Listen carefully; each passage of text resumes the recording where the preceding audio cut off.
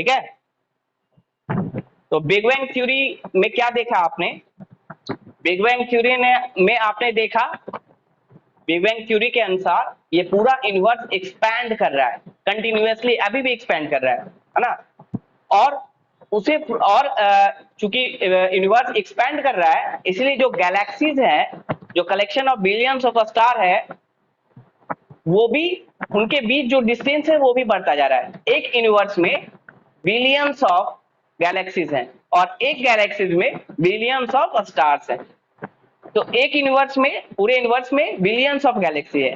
तो जैसे जैसे यूनिवर्स एक्सपैंड कर रहा है, उनके गैलेक्सीज के बीच डिस्टेंस भी बढ़ता जा रहा है और साथ ही साथ गैलेक्सी का भी साइज बढ़ता जा रहा है ना। साथ ही साथ गैलेक्सी का भी साइज बढ़ता जा रहा है और इसे प्रूव किया गया बलून के एग्जाम्पल से। बलून पे बहुत सारे पॉइंट मार्क कर दिए गए, है ना। और जब बलून को हम हवा भरते हैं तो उन पॉइंट्स के बीच में डिस्टेंस बढ़ता जाता है और साथ ही साथ उस पॉइंट्स का साइज भी बढ़ता जाता है।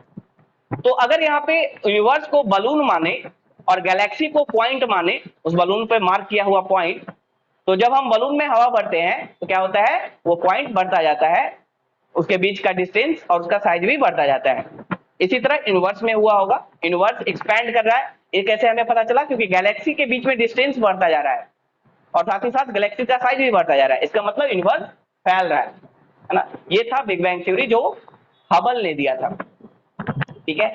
और इस घटना को, जब ये घटना स्टार्ट हुई होगी, है ना, उसको बिग बैंग कहा गया। बिग बैंग, जब एक्सपेंशन स्टार्ट हुआ होगा उस घटना को बिग बैंग घटना कहा गया, जब एक्सप्लोजन हुआ होगा, है ना। और हबल ने बताया कि इस बिग बैंग में कई सारे स्टेजेस थे। इस बिग बैंग में कई सारे स्टेजेस थे। पहला स्टेज क्या था? फर्स्ट स्टेज क्या था? Singular atom. यानी अभी जो भी हम यूनिवर्स देख रहे हैं, अभी यूनिवर्स में जितना भी मैटर है ना, वो सारा मैटर, वो सारा वेट, वो सारा मास एक टिनी बॉल में के फॉर्म में एक ही जगह पे कन्फाइंड था, है ना। टिनी बॉल के रूप में एक ही जगह पे सारा मैटर, सारा मास कन्फाइंड था, है ना। लेकिन इतनी हाई डेंसिटी होने के कारण, है ना, एक ही जगह पे, छोटे से जगह पे जब बहुत ज्यादा वेट मास हो जाए तो डेंसिटी काफी हाई हो जाती है। हाई डेंसिटी के कारण, ग्रेविटेशनल फोर्स के कारण ही, अपने ही ग्रेविटेशनल फोर्स के कारण वो एक्सप्लोड कर गया। तो सेकेंड स्टेज क्या था? Eight the time of big bang.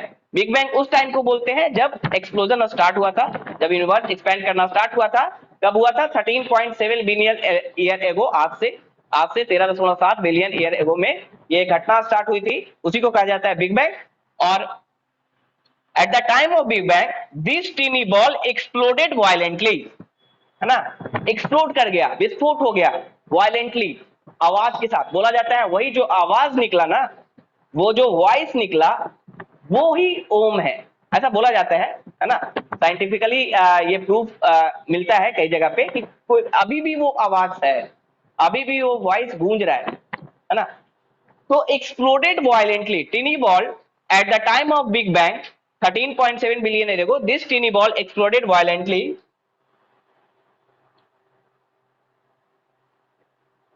ठीक है। और जब ये वायलेंटली एक्सप्लोजन हुआ तो उसे क्या हुआ? जो मैटर जो टिनी बॉल के फॉर्म में था वो बिखर गया, है ना, बिखर गया, चारों तरफ बिखर गया, फट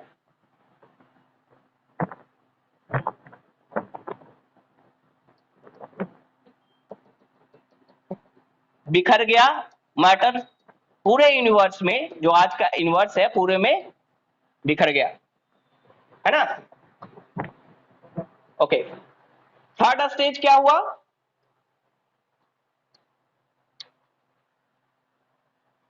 within 3 minutes of Big Bang, within 3 minutes of Big Bang,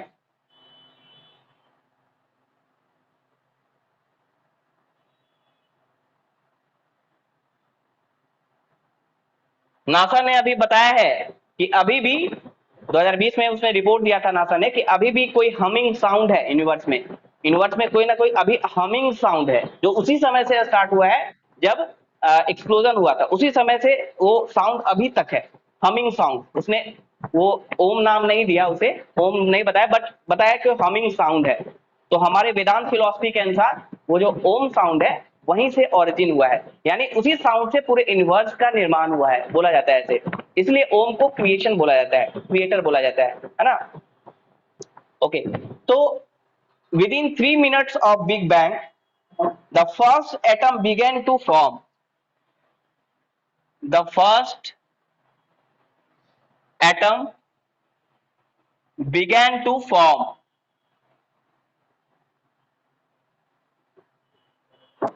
3 minute के अंदर पहला एटम बन चुका था, है ना। पहला एटम का निर्माण हो चुका था बिग बैंग होने के, मतलब जो एक्सप्लोजन हुआ और बिखर गया मैटर, उसके 3 मिनट के अंदर पहला एटम बन चुका था यूनिवर्स में। आपको पता है कि दुनिया में जितनी चीजें हैं, यूनिवर्स में जितनी चीजें हैं, वो एटम का बना हुआ है। एटम का निर्माण वहां से स्टार्ट हो चुका था, है ना। तो ये थर्ड स्टेज था और अभी तक ये एक्सपेंशन होता रहा है, कंटिन्यू है। अब इसमें सबसे पहले देखेंगे कि स्टार का फॉर्मेशन कैसे हुआ, है ना। सबसे पहले गैलेक्सी कैसे बना और गैलेक्सी से स्टार कैसे बने और स्टार से प्लैनेट कैसे बना, है ना। और उसी से हमें समझ में आ जाएगा कि अर्थ का निर्माण कैसे हुआ होगा। तो सबसे पहले स्टार्स एंड गैलेक्सी का निर्माण कैसे हुआ। हेडिंग में द स्टार फॉर्मेशन। देखिए, the distribution of matter, the distribution of matter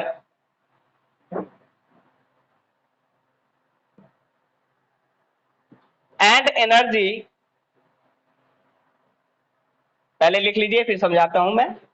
energy was not even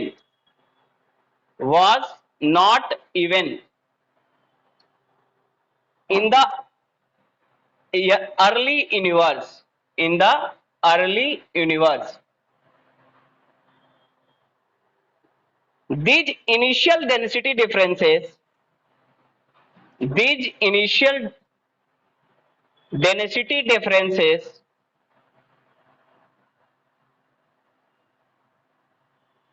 density differences gave rise to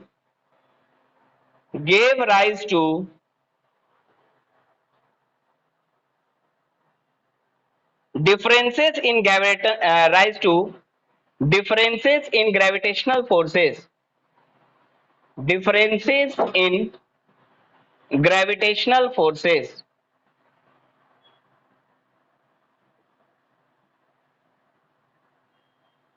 gravitational forces, and it caused the matter, and it caused the matter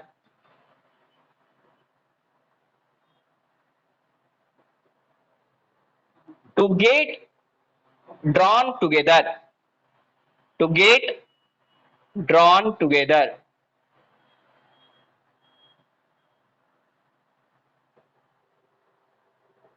These formed the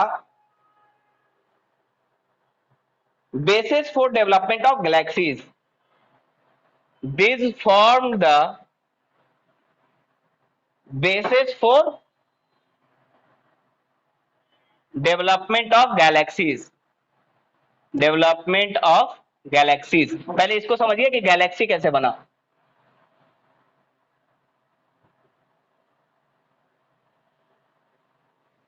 Akash Ganga, Galaxy मतलब आकाश गंगा, यानी collection of billions of star, और ऐसे ऐसे billions of galaxies हैं हमारे universe में। कैसे बने? देखिए, मैंने बताया एक्सप्लोजन हुआ, है ना, 13.7 ईयर में, और एक्सप्लोजन के बाद ये जो मैटर था वो बिखर गया, है ना। एक्सप्लोजन के बाद ये मैटर क्या हुआ? बिखर गया। तो कहीं कहीं क्या हुआ, कहीं कहीं देखिए, ये जो डिस्ट्रीब्यूशन था, मैटर्स फटा, है ना, ये बिखर गया, मैटर्स एक्सप्लोड हुआ और बिखर गया यूनिवर्स में। अब ये जो डिस्ट्रीब्यूशन था, ये मैटर्स का जो डिस्ट्रीब्यूशन था वो अनइवन था, इवन नहीं था। मतलब कहीं पे बहुत सारे मैटर्स जमा हो गए, कहीं पे मैटर्स दूर दूर में जमा हुए। जैसे आबादी कैसा होता है, कहीं कहीं पे बहुत ज्यादा लोग जमा हो जाते हैं, डेंस हो जाता है वहां पे, कहीं कहीं पे बिखरे रहते हैं, है ना, बिखरे रहते हैं, बिखरी आबादी होती है। तो ये जो मैटर का डिस्ट्रीब्यूशन हुआ बिखरने के बाद, वो इवन नहीं था, अनइवन था। वो क्या हुआ, कहीं पे बहुत ज्यादा मैटर एक ही जगह पे जमा हो गए, कहीं पे क्या हुआ, मैटर दूर दूर में बिखर गए। तो अब यहां पे ध्यान दीजिएगा, जहां पे जहां पे एक ही जगह पे बहुत सारा मैटर जमा हो गया है, वहां की डेंसिटी ज्यादा होगी कि यहां की डेंसिटी ज्यादा होगी, जहां मैटर बिखरा हुआ है, डेंसिटी कहां की ज्यादा होगी?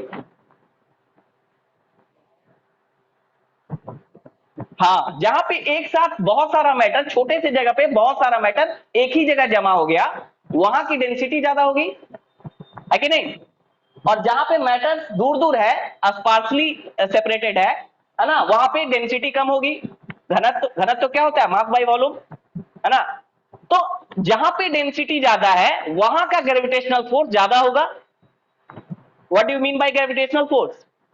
Gravitational force is the force which originate by virtue of mass. अगर किसी भी वस्तु में मास है, उसके पास ग्रेविटेशनल फोर्स होगा, चाहे वो कितनी भी छोटी से छोटी वस्तु क्यों ना हो।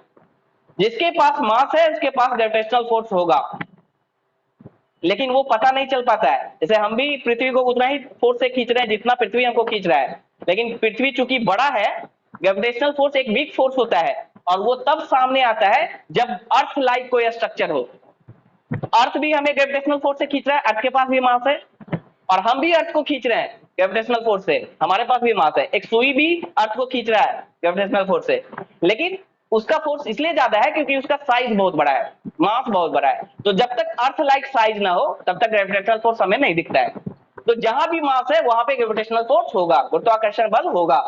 तो यहाँ पे चूंकि मैटर्स बहुत ज्यादा है, घनत्व तो ज्यादा है, तो यहाँ पे ग्रेविटेशनल फोर्स ज्यादा होगा, क्योंकि gravitational force is directly proportional to mass. तो यहाँ पे मास ज्यादा है, डेंसिटी ज्यादा है, मास ज्यादा है, तो ग्रेविटेशनल फोर्स ज्यादा होगा। यहाँ पे क्या है, डेंसिटी कम है, मास कम है, इसलिए ग्रेविटेशनल फोर्स कम होगा, है कि नहीं? समझ रहे हैं? ओके। अब क्या होगा, क्योंकि इसका ग्रेविटेशनल फोर्स ज्यादा है इससे, ये क्या करेगा, अपनी ओर और भी मैटर्स को खींचने लगेगा, है ना।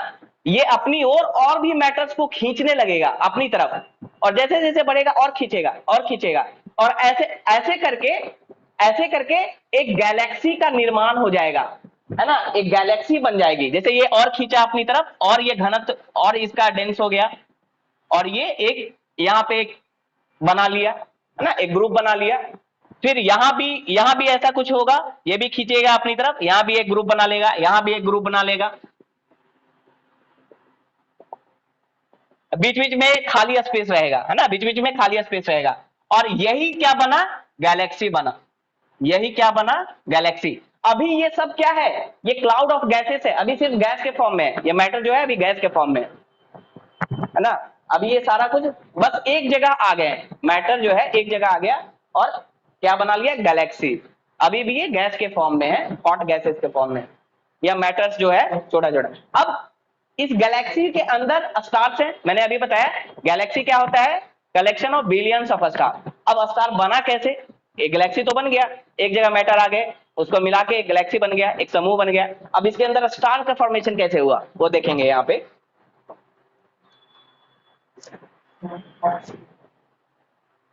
देखिए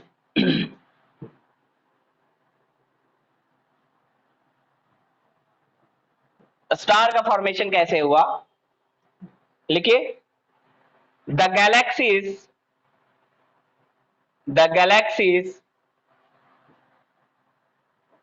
है ना, ये क्या बना, बहुत सारे गैलेक्सीज बन गए, कई सारे गैलेक्सीज बन गए, यहां भी बन गया होगा, बीच बीच में खाली मैटर रहा, स्पेस रहा।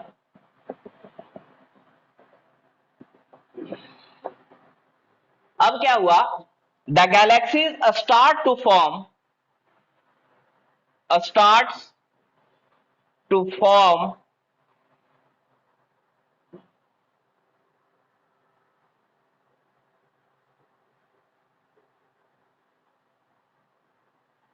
cloud of gases,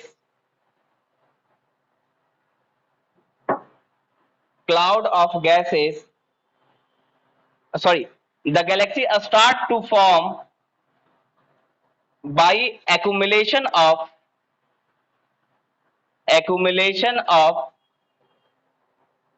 hydrogen gas in the form of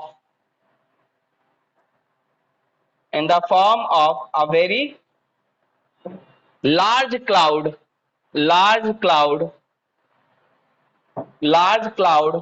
called, क्या बोलेंगे, नेबुला। यहां भी नेबुला, नेबुला का मतलब ही होता है क्लाउड ऑफ गैसेस।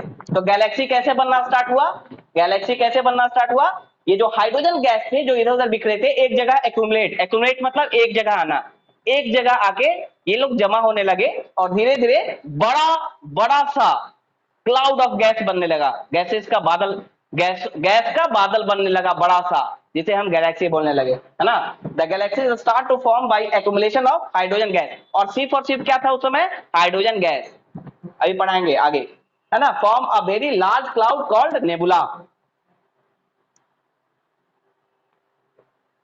अब देखिए इसमें क्या हुआ, स्टार कैसे बना। अब देखिए इवेंचुअली फिर क्या हुआ, इवेंचुअली ग्रोइंग नेबुला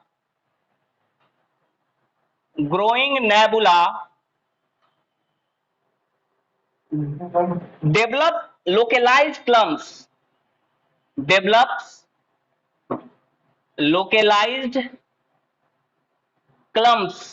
clumps मतलब गुच्छा, localized clumps of gases। देखिए क्या हुआ, यहां पे जो गैलेक्सी बना था हाइड्रोजन गैस के एक्यूमुलेशन से, जमा होने से एक जगह पे, उसमें क्या हुआ, लोकल लेवल मतलब जगह जगह पे लोकल लेवल पे क्या होने लगा, गैसेस का गुच्छा बनने लगा। मतलब यहां जो गैसेस थे अंदर, वो भी आपस में एक जगह के और क्लोज होकर एक ग्रुप बना लिए। यहां के जो गैसेस थे वो और क्लोज होकर एक ग्रुप बना लिए लोकल लेवल पे, यहां के गैसेस थे और आपस में जुड़ के एक और ग्रुप बना लिए, गुच्छा बना लिए, है ना। तो लोकलाइज क्लम्प है ना। लोकलाइज मतलब क्षेत्रीय लेवल पे क्लम्प्स बनाए, क्लम्प ऑफ गैसेस का गुच्छा बनाने लगे ऐसे। अब जैसे इसको कैसे समझिए यहां भी यही हुआ, लोकल लेवल पे आपस में और क्लोज आके ये लोग गुच्छा बनाने लगे, जमा होने लगे एक साथ। अब देखिए यहां पे आप समझिए, मान लीजिए कोई रैली है ना, कोई रैली है जो पटना में रैली होने वाला है, पटना में सब लोग जुट गया, पटना में कोई रैली होने वाला है, पटना, पूरे बिहार के लोग पटना में आ गए, तो पटना को गैलेक्सी समझिए, है ना। पटना में सभी लोग आ गए, अब वहां पे उन्हें डायरेक्शन दिया गया कि 50 लोग आप लोग गांधी मैदान के पास जमा हो जाए, 50 लोग सचिवालय के पास जमा हो जाए। तो पटना में ही लोकल लेवल पे, यानी गांधी मैदान में 50 लोग आ गए, जमा हो गए एक साथ, वहां पे भीड़ दिखने लगा। ऊपर से अगर हम देखेंगे सैटेलाइट मतलब एरोप्लेन से, तो दिखेगा गांधी मैदान के पास 50 लोग जमा है, सचिवालय के पास 50, वही हुआ यहाँ पे। तो पटना क्या हुआ, गैलेक्सी हो गया, पटना में सभी लोग एक जगह आ गए। अब वहां भी लोकल लेवल पे अलग अलग ग्रुप बना के सब लोग जमा हो गए, यहां ऐसे ही हुआ, है ना। इसको कहे लोकलाइज क्लम्प ऑफ गैसेस, ये है गैसी लेकिन आपस में ग्रुप बना लिया, ग्रुप बना के और क्लोज आ गया, तो सब जगह ऐसे ही हुआ।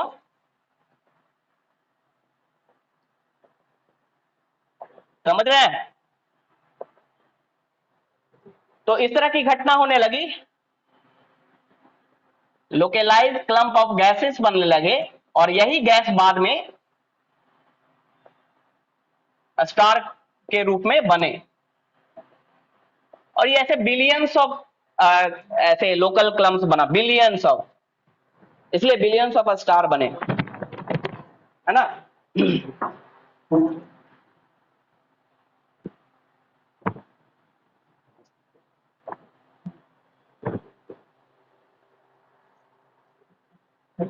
और ये क्लम्प जो था, क्लम्प मतलब गुच्छा, इसको क्लम्प बोल रहे हैं, इसको clump, localize clumps of gases, है ना। लिखिए these clumps